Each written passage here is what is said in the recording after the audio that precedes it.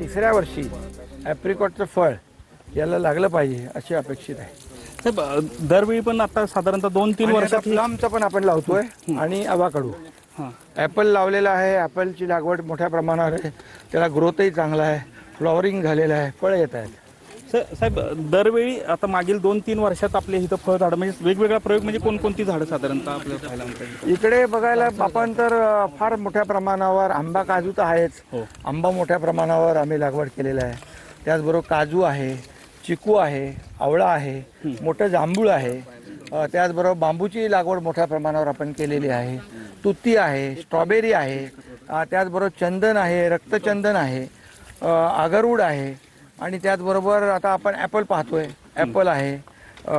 दुसरं ॲवाकाडू तर आपण लावतोच आहे. दुसरे ॲप्रिकॉट आहे. इथं शक्य नाही असं झाड कोणतं आहे की इथं हे काय हे सगळे जे आंबा वगैरे सोडून आवळा, आंबा, ही जांभूळ सोडली तर ही सगळी झाडं नवीनच आहेत. ही सगळी व्हरायटी इथं कुठं या भागामध्ये नाही आहे. तर ती या भागामध्ये आपण नवीन व्हरायटी, नवीन फळझाडांची लावतोय, जेणेकरून या भागातल्या लोकांना हे खरं म्हणजे कॅश क्रॉप आहे. आणि ॲव्हाकाडूला देखील खूप मोठ्या प्रमाणावर मागणी आहे. सफरचंदाला आहे. हे सगळी जी काही झाडं आहेत ही तात्काळ शेतकऱ्यांना जादा पैसे देणारी आहे. त्यामुळे एक प्रकारचं एक इथल्या भागातल्या लोकांना आज आपण इथे ॲपल लावल्यानंतर मला वाटतं तिकडे जो आपल्या ह्याला कोणी प्रयोग केला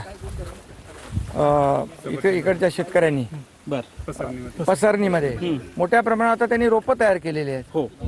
त्यामुळे स्ट्रॉबेरीची नाही, सफरचंदाची. तर त्यामुळे इथल्या भागातल्या लोकांना जे आम्ही बाहेरून रोपं आणत होतो ती रोपं इथं तयार होतील आणि त्यामुळे शेतकऱ्यांना कमी पैशामध्ये ती रोपं मिळतील आणि सफरचंदाची शेती इथले शेतकरी करू लागतील. छोटंसं आव्हान काय कराल यामध्ये झाडं लावण्याच्या बाबतीत तुम्ही कायम पुढाकार याबाबत? खरं म्हणजे आता बघा हे ग्लोबल वॉर्मिंग, क्लायमेट चेंज, अवकाळी पाऊस, अतिवृष्टी, कधी दुष्काळ अशा सगळ्या परिस्थितीमध्ये आपला जो काही राज्यामध्ये वेगवेगळ्या ह्याला आपल्याला फेस करावं लागतं.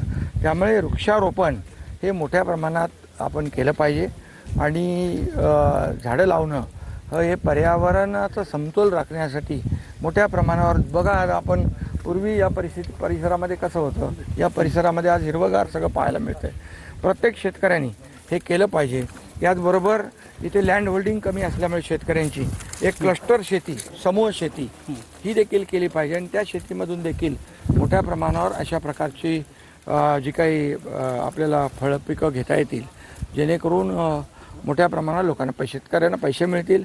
आणि आमचा उद्देशच आहे की इथला शेतकरी, इथला भूमिपुत्र नोकरीनिमित्त बाहेरगावी जाता कामा नये.